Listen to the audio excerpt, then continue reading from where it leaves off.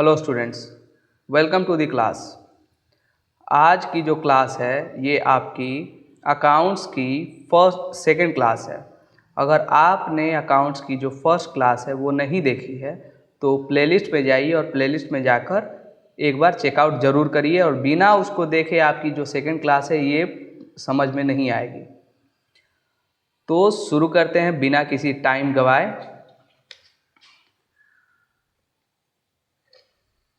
तो पिछले क्लास में मैंने इकोनॉमिक एक्टिविटी बताया था। अब आगे चलते हैं, क्योंकि पीछे रहने से कोई फ़ायदा है नहीं। ठीक है, ठीक है। Identification,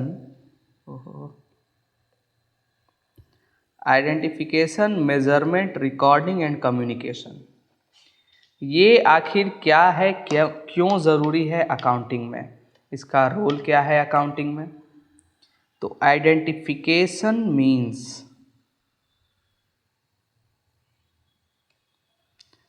it means determining what transaction to record, that is, to identity events which are to be recorded.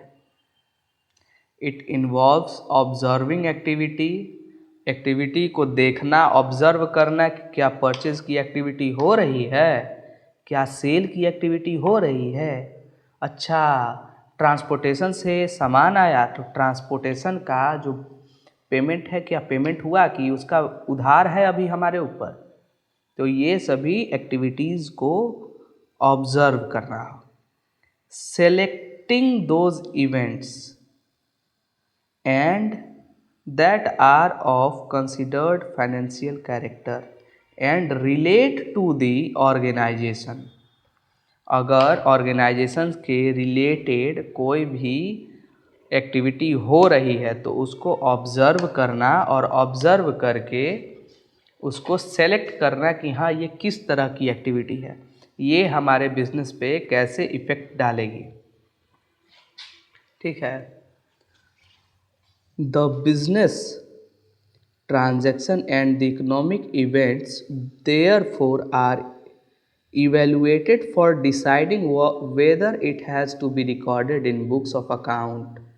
For example, the value of human resource यानी मैन पावर यानी workers, employees, changes in managerial policies और appointment of personal, किसी आदमी को निकाल दिया गया काम से, जॉब से फायर कर दिया गया, या फिर किसी आदमी को इंटरव्यू करके एम्प्लॉयमेंट में रख लिया गया, उसको ऑर्गेनाइजेशन में जॉब मिल गई, तो नया आदमी आया या फिर कोई पुराना आदमी गया, इसका भी रिकॉर्डिंग होना चाहिए। कितने वर्कर काम कर रहे हैं, कितने एम्प्लॉय काम कर रहे हैं, कितने ऑफिस स्टाफ हैं, इनका भी गिनती होना चाहिए, इनका भी अकाउंटिंग होना चाहिए। Changes in managerial role, managerial role में यानी अपर स्टाफ हो या फिर लोअर स्टाफ हो, किसी में भी कोई भी चेंज आए ये रिकॉर्ड होना चाहिए, इसकी अकाउंटिंग पूरी होनी चाहिए। Are important but none of these are recorded in books of account, इसकी रिकॉर्डिंग होने चाहिए लेकिन बुक्स ऑफ अकाउंट में नहीं। ये चूँकि पेमेंट हम कर रहे हैं तो पेमेंट ही रिकॉर्ड होगा, इसकी रिकॉर्डिंग होगी आपकी जो एक्सेल शीट्स हैं उसमें, इसकी रिकॉर्डिंग होगी।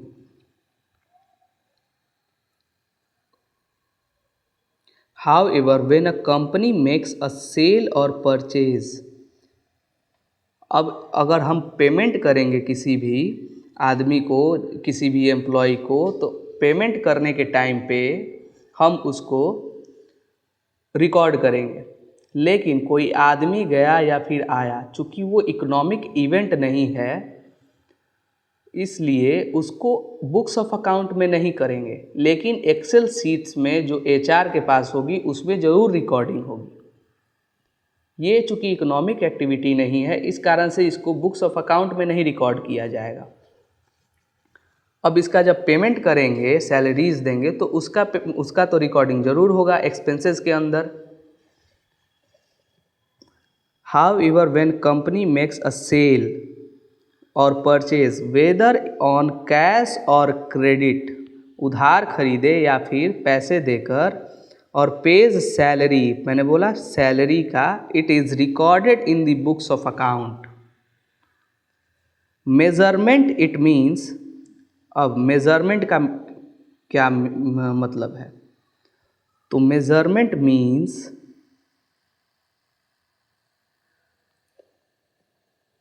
it means quantification, including estimates of business transaction into financial term by using monetary units which rupees, paise, or as a measuring unit. If an event cannot be quantified in monetary terms, it is not considered for recording in financial accounts. यानी कोई भी ऐसा economic event जिसको किसी symbol से, किसी भी term में डिफाइन नहीं किया जा सके, मॉनेटरी टर्म में डिफाइन नहीं किया जा सके, तो उसको रिकॉर्ड नहीं करेंगे। अब सपोज़ मैंने बेंच खरीदा, ठीक है, बेंच खरीदा, कैश में खरीदा, लेकिन कैश या फिर कुछ देकर खरीद रहे हैं तो उसमें मैंने क्या बोलते हैं उसको, टोकन देकर खरीद लिया। कैश मैंने नहीं दिया, रुपीज़ नहीं दिया, डॉलर्स नहीं दिए, पाउंड्स नहीं दिए, उसको टोकन्स देकर खरीद लिया। वो बात अलग है कि टोकन्स का मैंने किसी और तरीके से पेमेंट कर दिया, और पेमेंट मैंने उसको भी कैश में नहीं किया। सपोज़ मैंने अपना साइकिल उठाकर दे दिया, बाइक उठाकर दे दिया उस टोकन के पेमेंट में, उस टोकन के बिहाफ में, और मैंने कैश का इस्तेमाल किया ही नहीं किसी भी ट्रांजैक्शन में, तो क्या ये इकोनॉमिक एक्टिविटी बनी? तो ये इकोनॉमिक एक्टिविटी बनी, लेकिन चूँकि इसमें किसी भी रुपए का, किसी भी टर्म का, एक मॉनेटरी टर्म में इसको नहीं डिफाइन कर पाएंगे, तो इस कारण से इसको रिकॉर्ड नहीं किया जाएगा। Changes in personnel are not shown in the books of account. If an event cannot be quantified in monetary terms, it is not considered for recording in financial accounts. That is why important items like the appointment of a new managing director, signing of contracts, or changes in personnel are not shown in the books of account. यानी किसी भी manager या फिर किसी भी employ को higher कर रहे हैं तो उसका एग्रीमेंट साइन कर रहे हैं, तो उसमें कुछ मॉनेटरी टर्म है ही नहीं। जब तक उसको फर्स्ट सैलरी नहीं मिलेगी तब तक वो एज ए एम्प्लॉय काउंट ही नहीं हो पाएगा। सिर्फ उसका एक्सेल शीट्स में होगा कि हाँ ये एम्प्लॉय गया तो उसके बिहाफ पे ये एम्प्लॉय आया, ठीक है। लेकिन चूँकि जब तक उसको कुछ मॉनेटरी पेमेंट हम नहीं किए हैं तो उसको मॉनेटरी टर्म में नहीं अकाउंट हम कर सकते हैं, उसको रिकॉर्ड नहीं कर सकते हैं अपने अकाउंट्स में। अब रिकॉर्डिंग क्या है? तो रिकॉर्डिंग से तो इसके नाम से ही आप समझ रहे हैं कि ये वीडियो रिकॉर्डिंग नहीं, इसको लिखना, कहीं पे लिख कर रखना, कहीं पे इसको दर्शा देना। Once the economic event are identified and measured in financial terms, these are recorded in books of account in monetary term and in a chronological order, मतलब एक सिरे से इसको लिखा जाएगा। अब मैंने साल भर, पूरे साल कोई खरीदारी की और खुद कुछ बेचा, कुछ खरीदा कुछ बेचा, कुछ खरीदा कुछ बेचा। अब मैं सेल का एंट्री पहले करूं, सेल को पहले लिखूं और परचेज को बाद में लिखूं, फिर परचेज को पहले लिखूं, फिर सेल को बाद में लिखूं, तो इसमें बहुत ज़्यादा मेस फैल जाएगा। इसको समझने में मुझे भी दिक्कत आएगी और किसी और को दिखाऊंगा, अकाउंटेंट को दिखाऊंगा तो उसको भी दिक्कत आएगी। क्रोनोलॉजिकल ऑर्डर ये हुआ कि अगर 1 तारीख को मैंने कुछ खरीदा तो उसको एक ही तारीख पे लिखूं, एक ही तारीख के हिसाब से लिखूं, भले वो 5 तारीख को लिखूं, लिखने का काम मैं 5 तारीख को करूं, लेकिन लिखूंगा एक ही तारीख के डेट पे। अब मैंने उसको भले ही बेच दिया 3 तारीख को, तो मैं 3 तारीख को पहले नहीं लिखूंगा, मैं पहले 1 तारीख का एंट्री करूंगा कि पहले मैंने उसे ख़रीदा और फिर उसको बेचा 3 तारीख को, और तब मैं 5 तारीख को उसको लिखने का काम करूंगा। ठीक है। These are recorded in books of account in monetary terms and in a chronological order. Recording is done in a manner that the necessary financial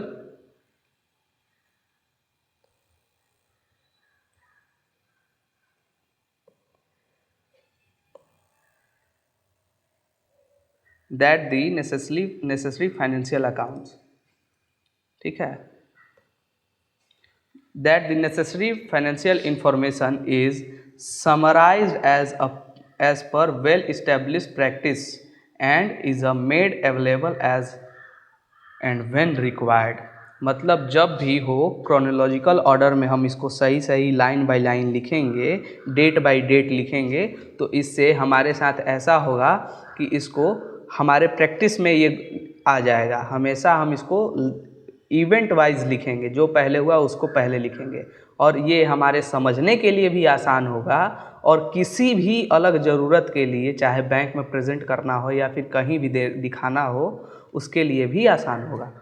communication, next point is communication.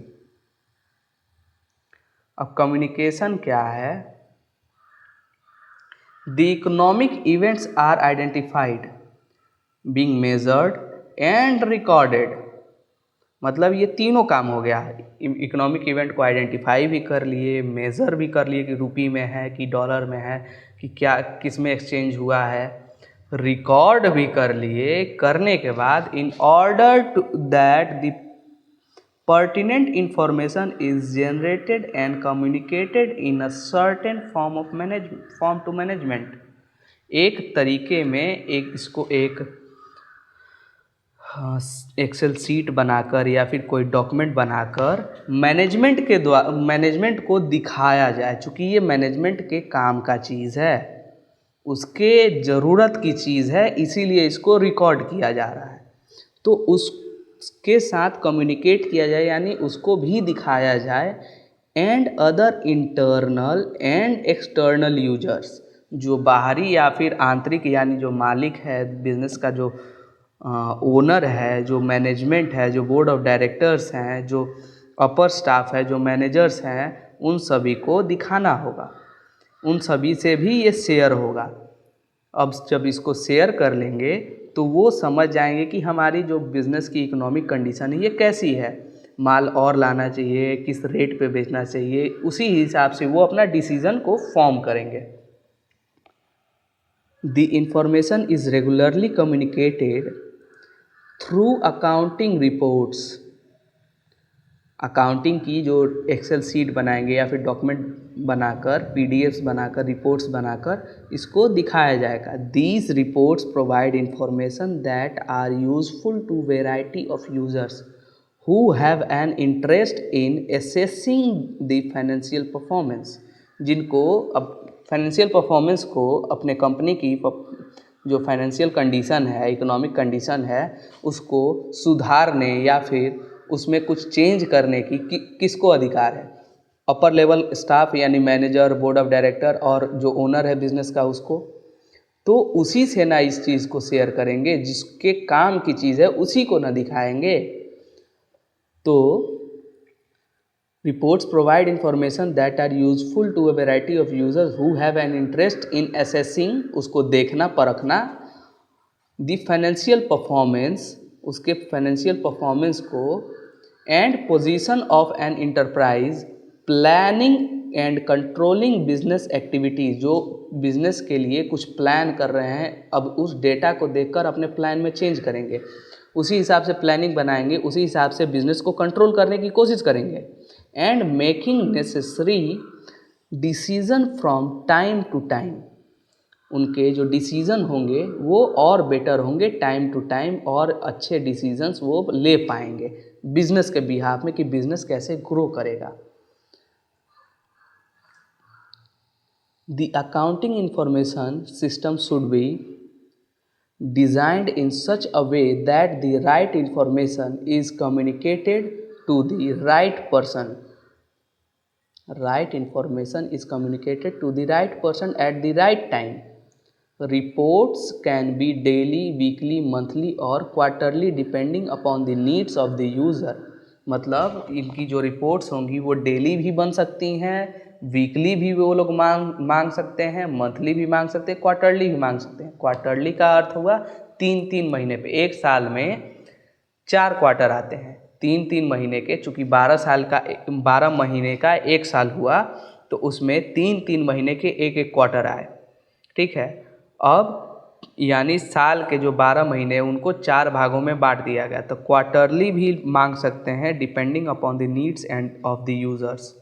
यानी जो मैनेजमेंट यूज़र कौन हुए, तो management, अपर staff, business owner ये हुए, तो ये उसी हिसाब से इसको मांग सकते हैं कि जैसे इनको एक महीने में अपने प्रोडक्ट को लॉन्च करना है या फिर प्रोडक्ट की कोई इन्फॉर्मेशन चाहिए, इसमें कुछ चेंज लाना है, मार्केटिंग चेंज लाना है, बिजनेस स्ट्रेटजी में चेंज लाना है, या फिर कोई स्टाफ को निकालना है, किसी स्टाफ के कारण कुछ गलती हुआ तो उस स्टाफ को निकालना है, तो उसी डेटा के हिसाब से निकालेंगे कि इसका पास्ट परफॉर्मेंस कैसा है, इस प्रोडक्ट का, इस पर कौन काम कर रहा था, इसकी स्ट्रेटजी कैसे है, उसी हिसाब से वो लोग काम करेंगे और अपना डिसीजन बनाएंगे।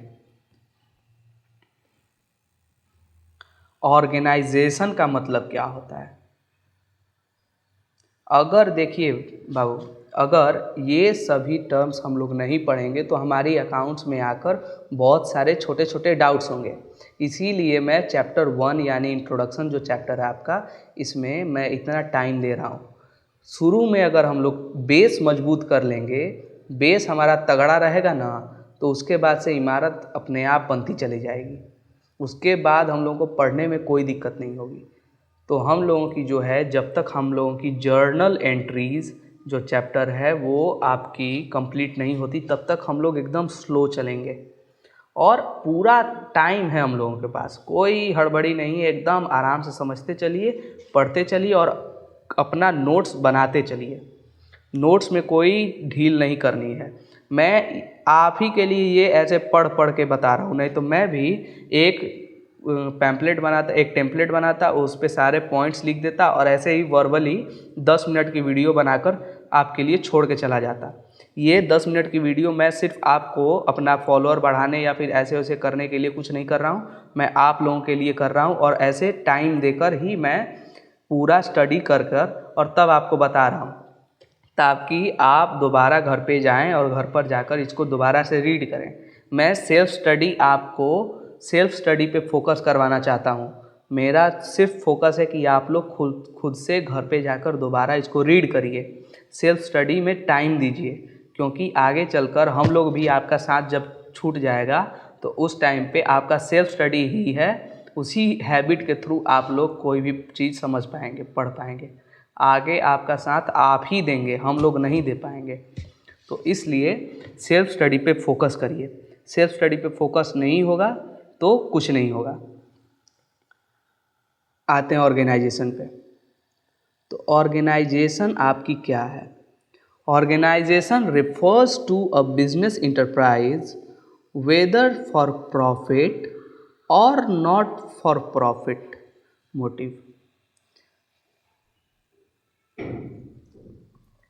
वेदर फॉर प्रॉफिट और नॉट फॉर प्रॉफिट मोटिव, यानी प्रॉफिट कमाने के, अगर आप लोग बीएसटी की क्लास नहीं देखे होंगे तो बीएसटी में मैंने बताया कि बिज़नेस क्या है। मैं अभी ब्रीफ में बता देता हूँ आपको। बिज़नेस क्या है? तो बिज़नेस है वो इकोनॉमिक एक्टिविटी जिसको करने से, जिसका इंटेंशन है वो प्रॉफिट कमाना है। प्रॉफिट कमाने के मोटिव से किया गया वो काम बिज़नेस कहलाएगा। अब मैं किसी आदमी को कोई सामान खरीद कर लाया, सपोज एक बिस्किट खरीद के लाया 5 रुपये का, और किसी आदमी से बेच दिया, और वो सिर्फ 5 रुपये में, 5 रुपये का लाया, 5 रुपये में बेच दिया। इसमें मैंने कुछ नहीं कमाया, मुझे नहीं खाना था तो मैंने उसको दे दिया और बोला कि मेरा 5 रुपया लगा है, मुझे दे दो। तो ये मैंने बिज़नेस किया? नहीं, ये मैंने बिज़नेस नहीं किया। अब अगर मैं वही चीज़ लाया 5 रुपये का और उसको 10 रुपये का बेचा, और मेरा इंटेंशन ही था कि मैं इसको खाऊंगा नहीं, मैं लाऊंगा इसको किसी और को बेचूंगा, 10 रुपये में बेचूंगा, तो ये मेरा इंटेंशन क्या था? तो 5 रुपये एक्स्ट्रा कमाने का था, प्रॉफिट लेने का था। तो यही जो प्रॉफिट का मोटिव है ना, जो इंटेंशन है प्रॉफिट का, जो उद्देश्य है किसी भी इकोनॉमिक एक्टिविटी का, उद्देश्य ही होना चाहिए प्रॉफिट, तभी वो बिजनेस कहलाएगा।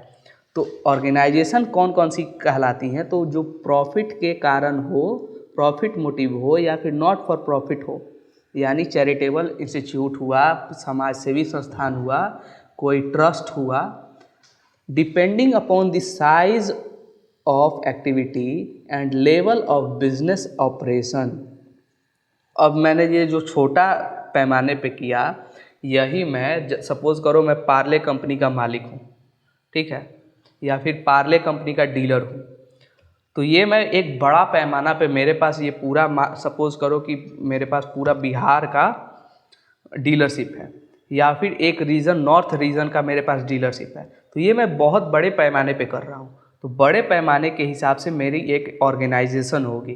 तो अगर किसी भी इकोनॉमिक या फिर नॉन इकोनॉमिक एक्टिविटी कोई भी, वो किसी बड़े पैमाने पे हो रही है, यानी लार्ज स्केल पे, तो वो एक ऑर्गेनाइजेशन कहलाएगी, जिसके अंदर कुछ लोग काम कर रहे होंगे, कोई बड़ी इंस्टीट्यूशन होगी, तो वो ऑर्गेनाइजेशन कहलाएगी। It can be sole proprietor, suppose मैं अपना डीलर का एग्जांपल दिया, तो मैं डीलर भी हो सकता हूँ, सोल प्रोप्राइटर अकेले भी उसका मालिक हो सकता हूँ, पार्टनरशिप फर्म या cooperative society, company, local authority, municipal corporation और any other association of person. किसी भी तरह की ऑर्गेनाइजेशन, किसी भी तरह की बिजनेस करने वाली एंटिटी, प्रॉफिट के लिए हो या फिर नॉन प्रॉफिट मोटिव के लिए हो, कोई ना कोई सर्विस हो या फिर गुड्स हो, कुछ ना कुछ बेच रही होगी, लेन देन कर रही होगी, तो वो किसी बड़े पैमाने पे हो, तो वो ऑर्गेनाइजेशन कहलाती है। अब ये सभी चीज़ें, partnership, sole proprietorship, cooperative society, company, local authority, municipal corporation, ये क्या है? तो ये आपकी बीएसटी में पढ़ने को मिलेगी। जब आप बिजनेस के टाइप्स पढ़ेंगे ना, तो उसमें जाकर आपको पढ़नी है। अभी तो आपकी फर्स्ट चैप्टर ही चल रही है 1.1, तो जब आप उसमें जाएंगे 1.2 या फिर 1.3 में, तो उसमें जाकर आपको बिज़नेस के टाइप्स पढ़ने हैं। तो कितने तरह के बिज़नेस होते हैं, कैसे कैसे होते हैं, इसमें क्या फीचर्स होते हैं, ये सभी बीएसटी में पढ़नी है आपको। अब आते हैं आपके इंटरेस्टेड यूज़र्स पे, कि आपके इंटरेस्टेड यूज़र्स कौन कौन से हैं। तो इंटरेस्टेड यूज़र कौन कौन से होंगे? तो accounting is a Accounting is a means by which necessary financial information about business enterprise is communicated and is also called the language of business.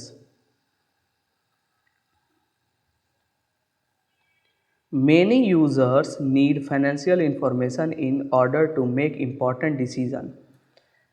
These users can be divided into two broad category. इन users को दो category में बांटा गया। First internal users and external users.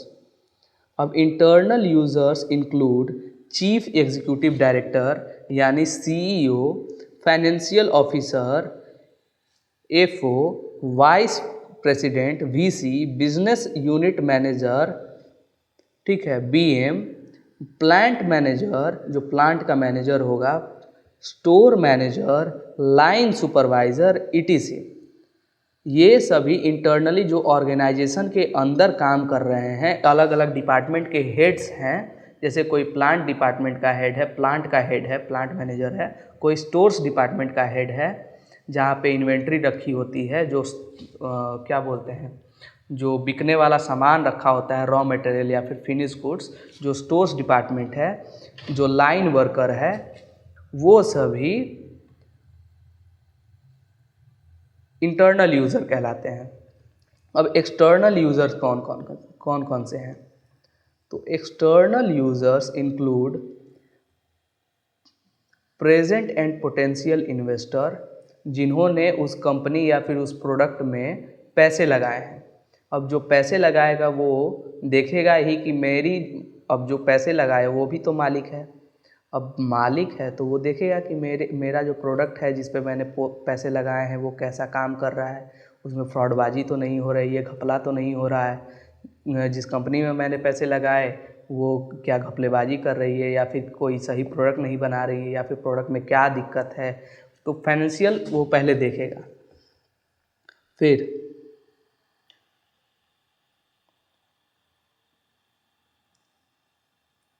Potential investor यानी share holders, creditors जिन्होंने उसको loan दिया, वो भी तो देखेंगे कि मेरा लोन कब तक चुक पाएगा, इसके फाइनेंशियल में कोई दिक्कत तो नहीं है, इसके प्रॉब्लम तो नहीं है इसके फाइनेंशियल्स में।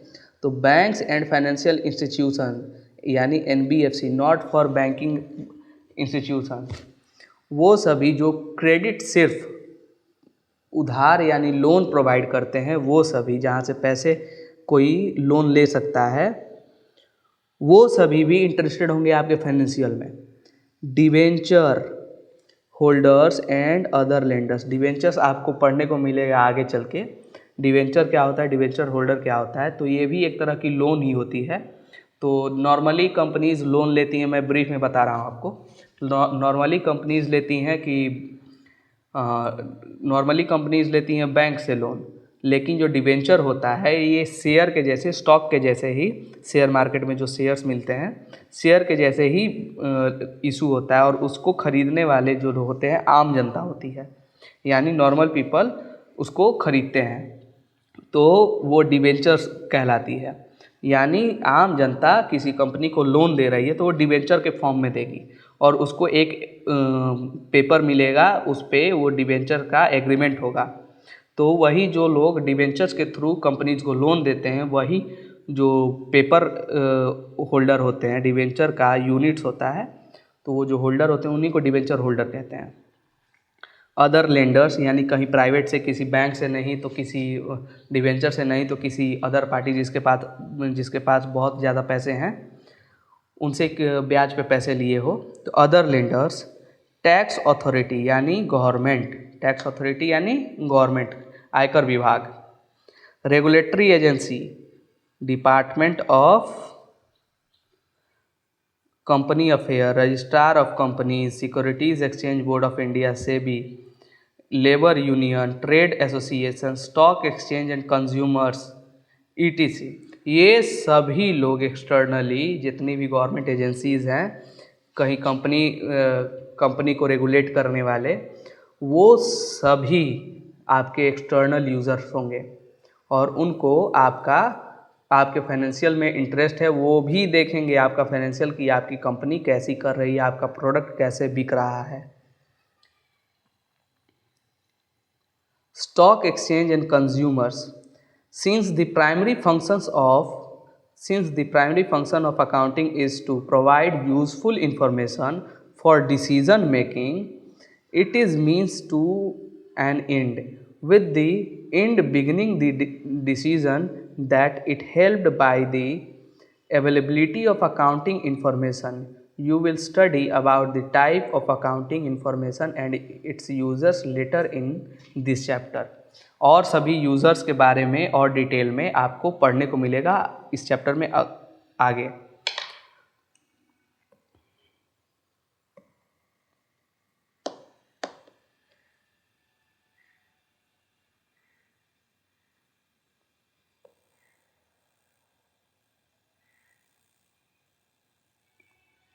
Why do the users want accounting information? अब जो आपके यूज़र्स हैं यानी board of director, internal users और एक्सटर्नल यूज़र्स, ये इन्फॉर्मेशन चाहिए क्यों इनको? अब मैंने तो पहले ब्रीफ में बताया आपको समझाने के लिए, अब लिखा हुआ है, अब थोड़ी डिटेल में आइए।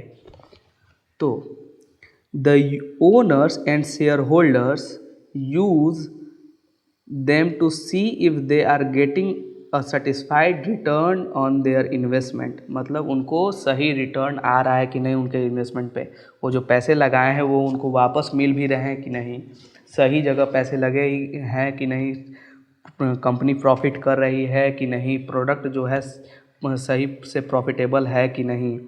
To assess the financial health of their company business, पैसे निकालूं कि नहीं, इसमें से लॉस में होगी तो पैसे निकाल लूँगा, नहीं होगी तो रहने दूँगा।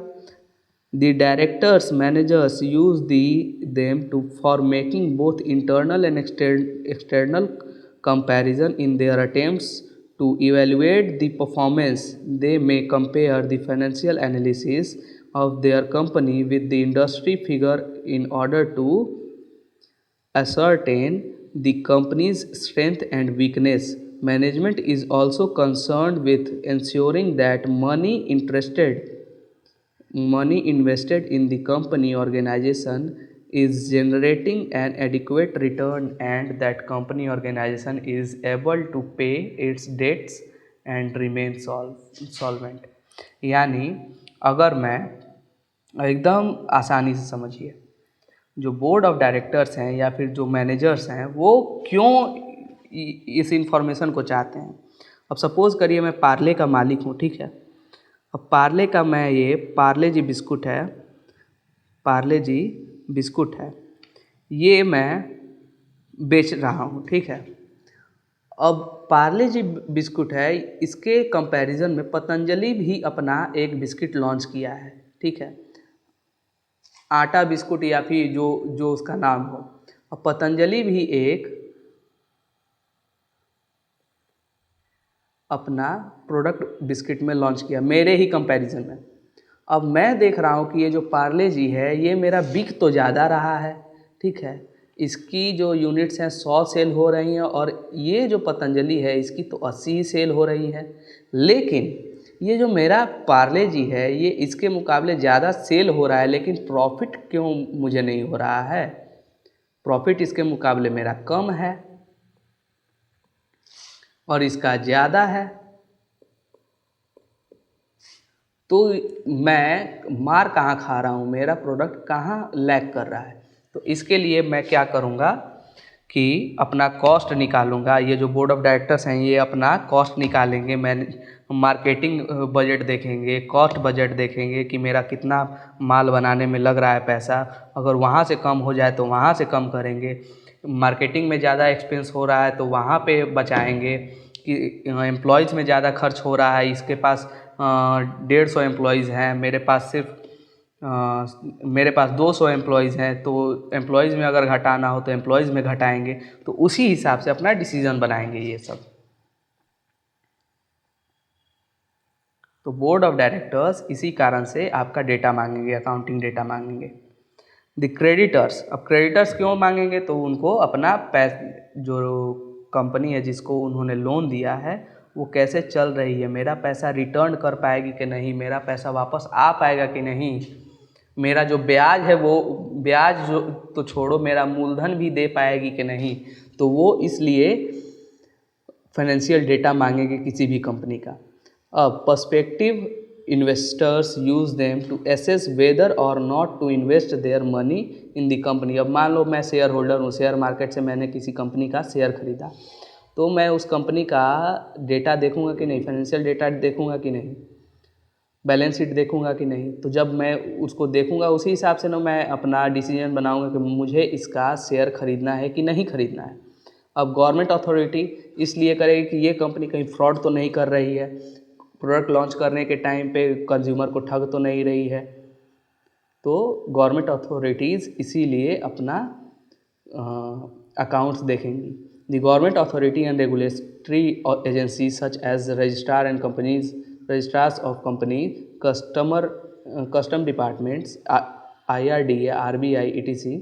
required information for the payment of various taxes such as value added tax, VAT, income tax, custom and excise duty for protecting the interest of investors, creditor, lenders, and also to satisfy the legal obligation imposed by the Companies Act 1956 and SEBI from time to time।